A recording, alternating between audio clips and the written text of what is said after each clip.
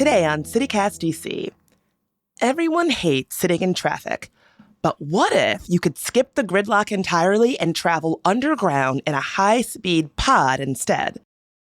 That was the vision behind Elon Musk's Hyperloop, and back in 2017, Musk claimed he had secured official government approval to bring it to DC. A tunnel from New York to DC in under 30 minutes. No traffic, no delays, just the future. It never happened, not even close. Tech journalist Matt Ribel joins me to explain the bizarre story of how one of the most hyped transit promises in recent memory quietly collapsed.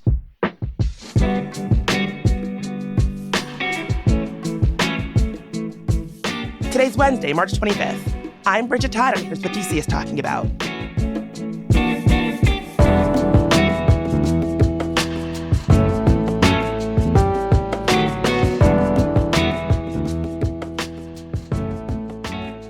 Matt, welcome to the show. Thanks so much for being here. Excited to be here. Excited to stroll down memory lane with you guys.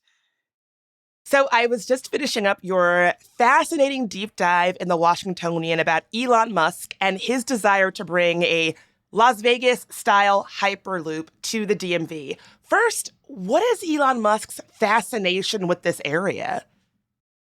I think that is probably a question for a psychoanalyst. But in this case, I think this was really just a function of opportunism. And we can talk about who seemed to support this and who didn't. But at the time, around 2016, 2017, Elon Musk had some friends in the White House, Jared Kushner among them. And I think he saw an opening to start this thing in DC. I'm curious about that because we all lived through the great Elon Musk, Donald Trump breakup. I remember it very well. I do wonder if, Elon Musk's influence over DC and federal government is waning a little bit. Could that be a reason for why he's interested in I gotta put my Hyperloop technology in the DC, Maryland, Virginia area that will, help blur the line between private infrastructure that I own and profit from and public infrastructure and thus get me more in the mix in the area? Is that part of this at all? I think the timing gets a little bit wonky because this project predates Doge by 8 years. And so this is an interesting time for Elon Musk because this project kind of predates the Elon Musk that we all know and detest today. Think back to 2016, 2017. Musk was not a Republican super donor. He was not the guy who visibly wanted to take over the federal government. He was not building AIs that praised Adolf Hitler. He was not building trucks that fell apart while driving. He was still widely regarded by a lot of people as a successful entrepreneur with big ideas that are perhaps too big sometimes, but he seems well-intentioned, perhaps. He seems like maybe he has a decent head on his shoulders. And I think this Hyperloop fiasco was one of the first times that the cracks in that veneer start to show. And it kind of gave us a sense of what might be coming down the pike if you continue to let this guy exercise power. So that didn't exactly answer the question, but it absolutely does. And I'm actually really glad you put it that way because I kind of forgot before Elon Musk was descending on the district and firing all of my friends who work in federal government and being pretty disrespectful.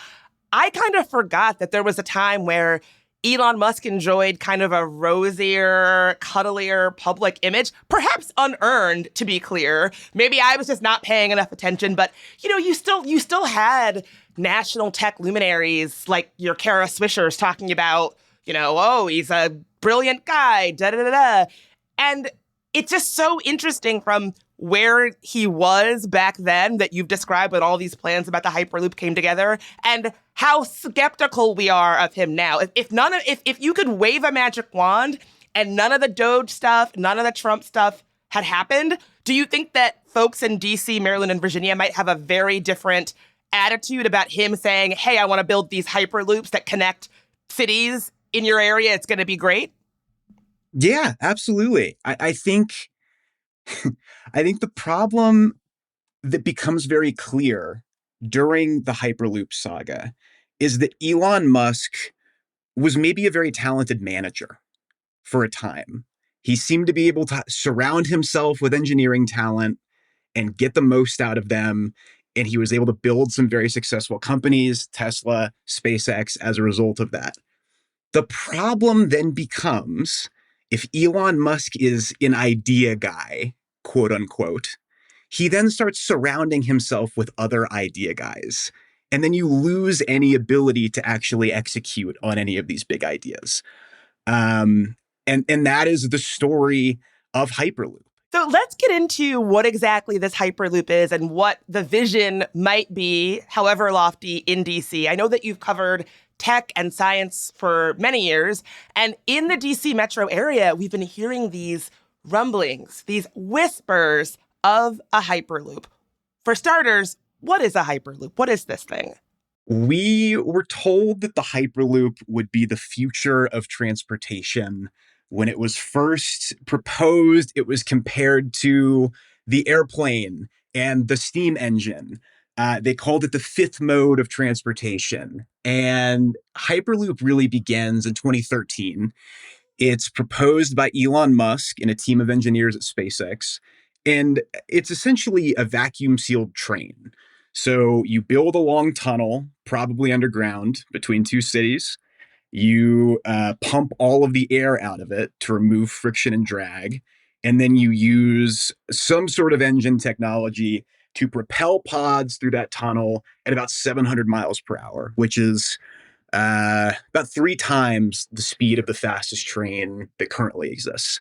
So that's big if true, right? That's big for commercial passengers. That's big for freight travel. But the problem is that's really hard to execute. There's a lot of engineering challenges that you have to solve before you can actually start building that. So that was a concept for many years. And then in 2017, Elon Musk posts out of nowhere on Twitter that he has received, quote, verbal government approval to build a Hyperloop connecting DC and New York City. It will be entirely privately funded. It will move passengers between those two cities in 29 minutes, and they'll do it in 2 years. As you put it earlier, big if true. Big, yes, yeah. Also, just as someone who is like pretty familiar with Elon Musk's whole thing, whenever he just tweets, or I guess at this point X's something, and makes a big promise, your spidey senses should go off.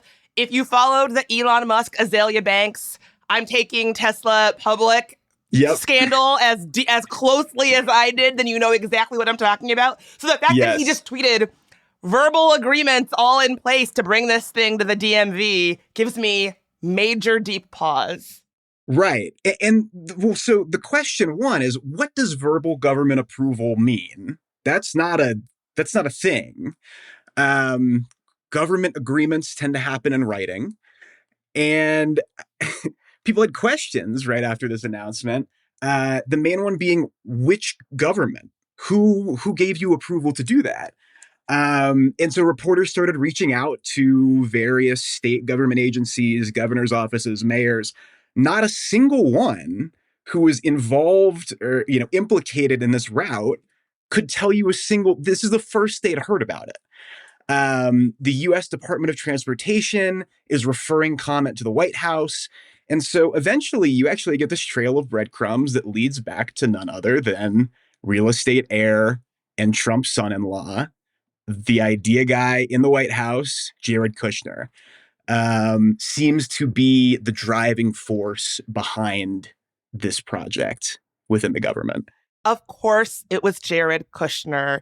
And I do like your point that this is not, I mean, maybe in the Trump White House, sure, but this is not typically how government approval works. Official government approval is not just someone is like, oh yeah, we'll do it, we'll talk later. I don't know that I would call that official government approval.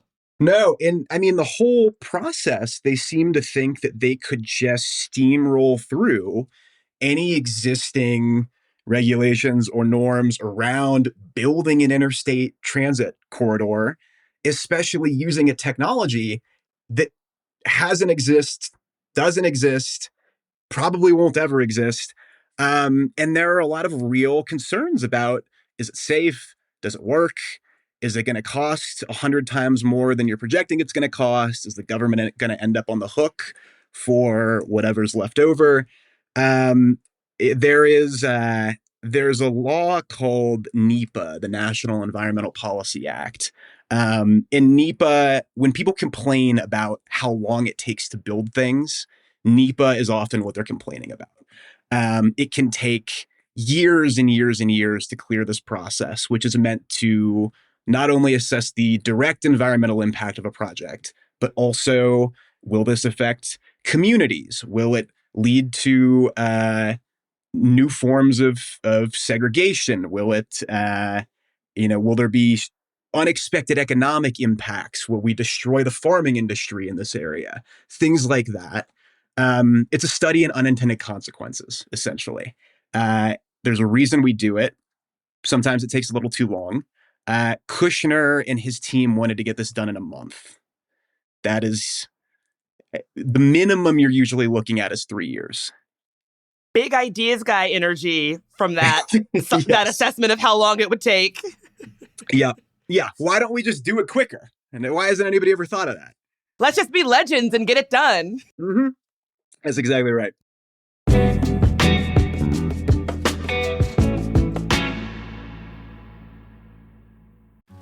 Hi, CityCast listeners. This is David Plotz. I'm the CEO of CityCast, but I also have another job. I'm one of the hosts of the Political Gabfest, Slate's politics podcast. Every week, I get on mic with my co-hosts Emily Bazelon and John Dickerson, and we talk about politics and a lot more about other things that we care about. The Gabfest has been going for more than 20 years because the three of us love talking to each other, and we have an amazing community of listeners.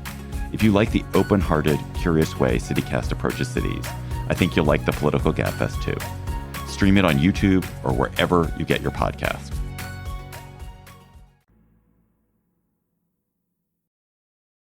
So I understand that the DC metro area was supposed to get one of these back in 2017, thanks to Elon Musk.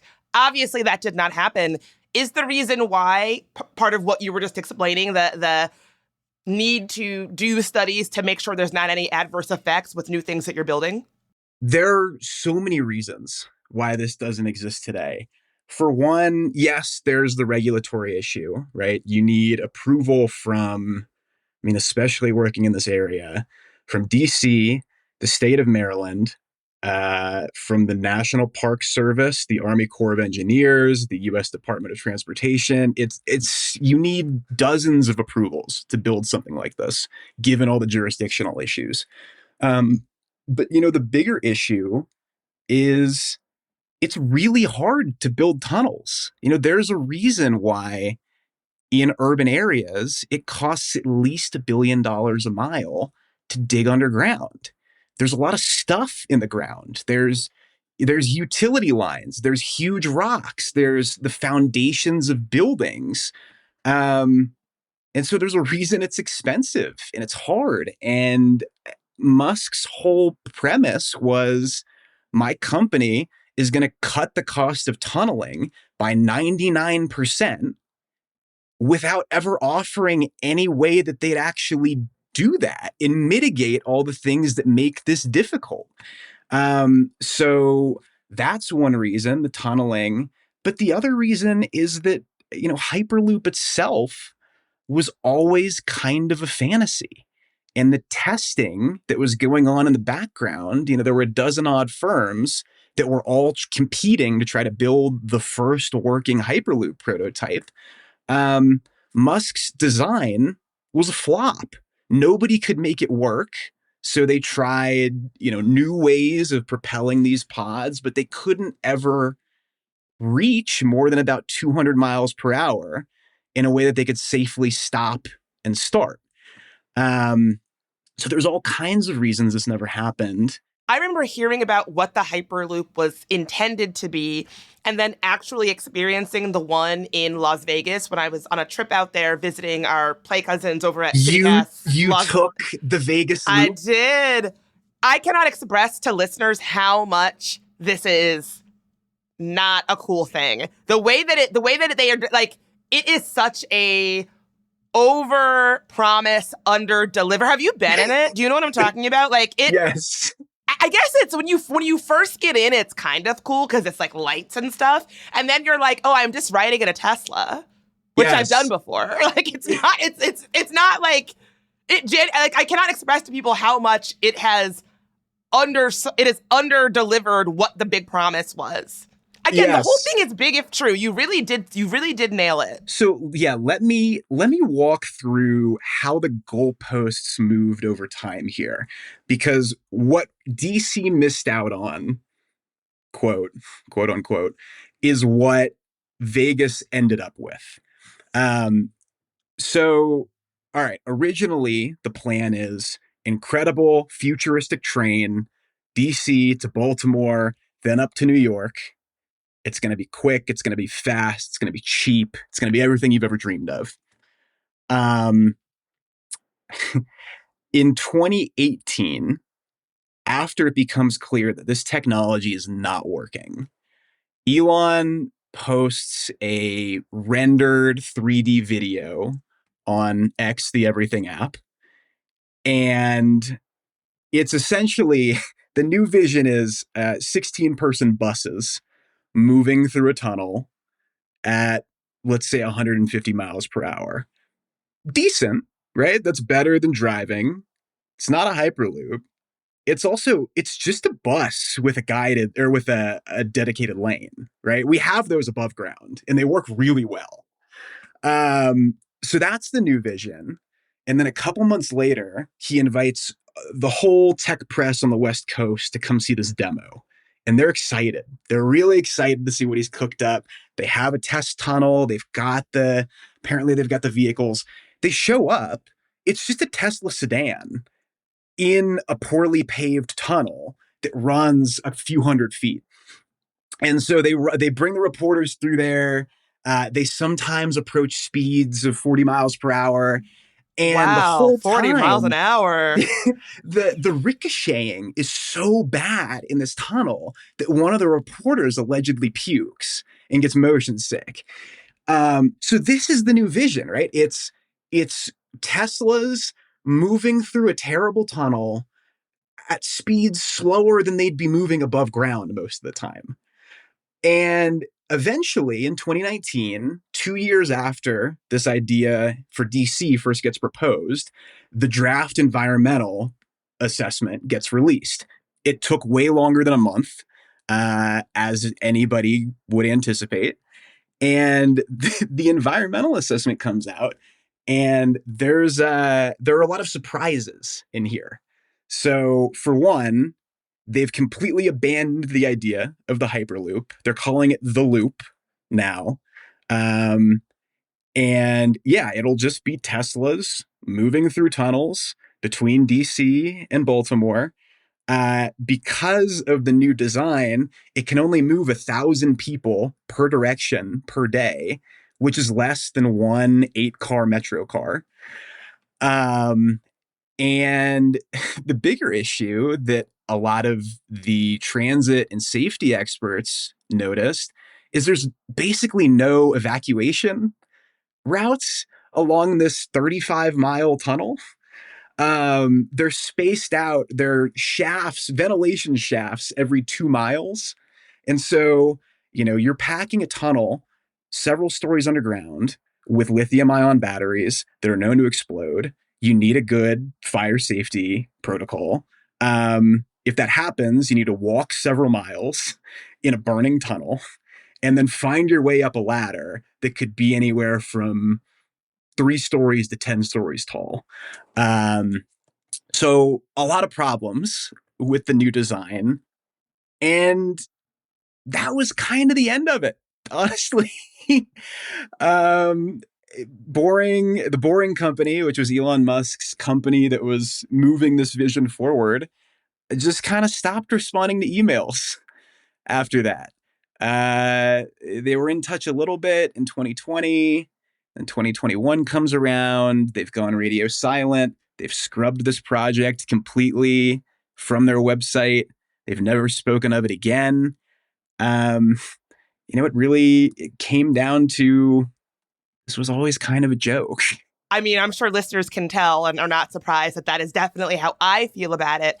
I'm curious, though, other than Jared Kushner, do we know if there were government officials who were initially taking this seriously? Yes, yes, and it depends. There's two classes, right? There's bureaucrats, and then there's electeds, and the reaction was very different between those two. So the first meetings that the Boring Company holds with area officials are with transit officials who know how these things work. They know how to build a train. And those were described to me as an unmitigated disaster. Executives from the company struggle to answer even really basic questions, particularly around safety, right? So at the time, we're still talking about a Hyperloop. And, remember the Hyperloop is vacuum sealed, right? So that means a small rupture in the concrete tunnel could lead to an explosion as it depressurizes, killing everybody on board. So the officials asked, hey, we get earthquakes here sometimes. They're not huge, but even a 3.0 magnitude earthquake could potentially crack a concrete tunnel. Have you thought about that? No, they hadn't thought about that. They asked, DC is famously a swamp. We have really wet soil here. And it's hard, that's why metro expansion in the past has been so expensive, in part, because the soil is constantly collapsing in on itself. So you've got to take a bunch of measures to mitigate that. Have they thought about that? Oh, no. And so all of these basic questions weren't getting answered. Elected officials, however, particularly Larry Hogan in Maryland and his transportation secretary, Pete Ron, were all in on this thing. Why am I not surprised? It makes sense, right? This was, in theory, an entirely privately funded project. Those two had earned a reputation as being very hostile to public transit. They'd pulled billions and billions of dollars from the Baltimore Red Line, canceled that entirely, pulled money from light rail expansion, from bus lane expansion, moved it all towards highways. And this was a way, in theory, to maybe push back against that narrative without actually committing any government money to the project, right? And he did the same thing with, at the same time, the maglev train that never came to be, proposed by another company. And so this was a huge priority for them, at least publicly. They were always in the papers talking about how this is transformative. It's coming. It's inevitable. Trust us, guys. It's going to be here really soon. What do we know about some of the folks who were tapped to lead this potential project? So there are some familiar names attached to this thing before they rose to notoriety. The main one being Steve Davis. So Steve, some folks may know as the former head of Doge. Steve sort of got his first exposure to being way in over his head with Hyperloop. Steve is an interesting character. He is a rocket scientist and an economist, and he became known as this sort of wunderkind in Musk world.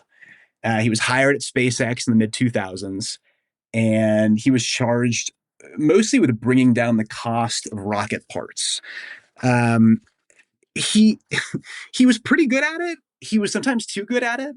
there's a moment in 2007, there's a very high stakes launch for SpaceX, and their rocket goes up and then it crashes into the Pacific Ocean.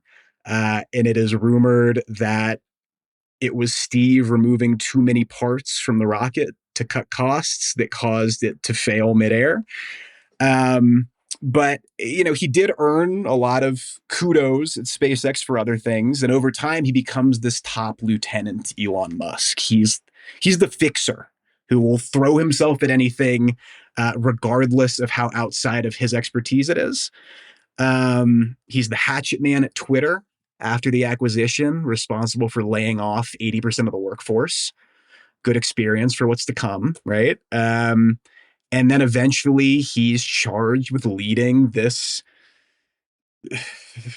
flailing government reinvention effort from Elon Musk. And, Steve is a Washingtonian, or was. He lived in DC for many years, owned, I don't know if folks remember Mr. Yogato, a frozen yogurt shop in DuPont Circle. Yes. Mr. Yogato. And then there was a bar called Thomas Foolery. It was some sort of board game bar that he owned in that same area. So Steve's been around. Musk has famously compared him to chemotherapy. Brutally effective, but toxic in large doses. And I think that is an apt metaphor for his management style. So yeah, he was in charge of the Boring Company, of this Hyperloop initiative, and it wasn't exactly the diplomat that I would have hired when you're having to navigate the regulatory ringer here and make friends with a lot of government officials, but he has continued to fail upward in the years since. If you were hiring someone to grease palms, you wouldn't hire somebody that has the reputation of being like chemotherapy? Correct, yeah. Yes. Got it. You can quote me on that. I'm not even sure how to ask this, but is part of that just making transit another, quote, culture war issue? Because I think there's an attitude where folks like me love public transit. Folks like Larry Hogan maybe are less comfortable with the idea of public transit and would like that to be a private project. But if ultimately we're all talking about infrastructure that gets people from point A to point B, why not fund public transit? Why does it have to be some big private boondoggle that never actually gets off the ground? Why is that better? I mean, that's the spell of the idea guy, isn't it? We see this all the time in tech, right? It's you raise several $1 billion from venture capitalists to build some new fancy company, and then you just reinvent the bus. This is the story of the modern economy in a lot of ways. And so it's a great question without a good answer, because it would be way less of a boondoggle. It would be way cheaper to just, take the existing solutions we have, for putting fewer cars on the road and getting people from point A to point B in a faster and denser way. All of those things that Hogan canceled, light rail, bus service, would have gone way further toward accomplishing these goals than even if the Hyperloop was real, than building the Hyperloop. Yeah, why double down on public transit and infrastructure that we know works pretty good when you can have a nightmare tunnel that you vomit in and maybe kills you? Yeah, that's the dream. That's what we're all working towards. And I do want to say, yeah, exactly. And I don't want to sound like I'm getting down on this, because if this had been true, if this had been real, it's the kind of thing that DC dreams about, avoiding traffic, getting to New York City in 30 minutes. That it does sound transformative, but when push comes to shove, it just is not really a thing. It is grounded in fantasy, not the reality of what could actually happen. Right. And the final proposal for this thing, the watered down version that ends up in the environmental assessment, really really shines a light on that disconnect. Because ultimately it ends up being, if you look at the route, it's one metro car worth of people moving between two existing train stations underneath an existing highway. There was nothing but going from basically Union Station to Camden Yards underneath the BW Parkway. Innovation. There is nothing new under the sun. Yeah. So let's talk about what the real options are now. We have Amtrak. We've got the way that people get from point A to point B along the East Coast is pretty much settled. What realistic options are there now? Like, are we ever going to have the kind of high-speed rail that you have in places like Japan or Europe? Like, is that, we're not going to have that? I mean, I'm no transit expert, but my understanding is that we could do high-speed rail if we wanted to. But there are challenges. They tried to do this in California, which was actually the origin of the Hyperloop proposal. So California's high-speed rail famously is billions and billions of dollars and many years over budget. And that was actually why Elon said, okay, what if there was another way to connect LA to San Francisco? What if we could do it underground? We don't have to worry about eminent domain. We don't have to we don't have to deal with all that. And that was appealing. That was really appealing because high-speed rail in the US for, so many reasons is way more expensive than it is in Europe or in Asia. So it's tricky. It's tricky. It's extra tricky in the Acela corridor because it is so densely populated. It's one thing to build a train from Casper, Wyoming to Portland. It's a lot harder when almost every mile of that route is pretty well developed. So, I think there are ways to improve the existing options. There are other people who can speak to that a lot more intelligently than I can. But it's there will be no transformative new hyperloops or things like them coming to the Northeast anytime soon. So is this project, as far as the DC area is concerned, dead in the water? Any whispers of the Hyperloop coming back anytime soon, or is it just dead and gone? Nobody has spoke of this since 2021. Nobody wants to revisit this chapter. When I first started reporting this, I must have reached out to 3 or 4 dozen people off the bat. Not a single public advocate for this project was willing to speak to me either on or off the record. People are embarrassed by this, as they should be. So I submitted a lot of FOIA and public information requests for this article. I got a lot of documents from the Maryland governor's office. The lesson of Hyperloop is that we refuse to learn from our mistakes ever. The reason I say this, several years after the Hyperloop fiasco embarrassed the Hogan administration, Wes Moore's office, Governor Wes Moore's office, was taking calls, taking meetings with the Boring Company in 2024 after the collapse of the bridge in Baltimore. Wes, don't do it. It's a trap. Learn from our mistakes. We already know how this plays out. It could have been a professional courtesy. I don't know how far those conversations went, but I can tell you they happened. And we should all know better. Well, if you see Larry Hogan or Elon Musk or Jared Kushner around town, be sure to ask about the Hyperloop. It sounds like they don't want to talk about it. If you see them on the street, ask them about it. Yeah, coming soon. Well, Matt, thank you for being here. I don't think I'll be seeing you on a Hyperloop tunnel under Baltimore, but maybe. Who knows? Catch me on the bus. Yeah, I'll see you on the metro, maybe. The above ground bus. Thanks for being here. Great to talk.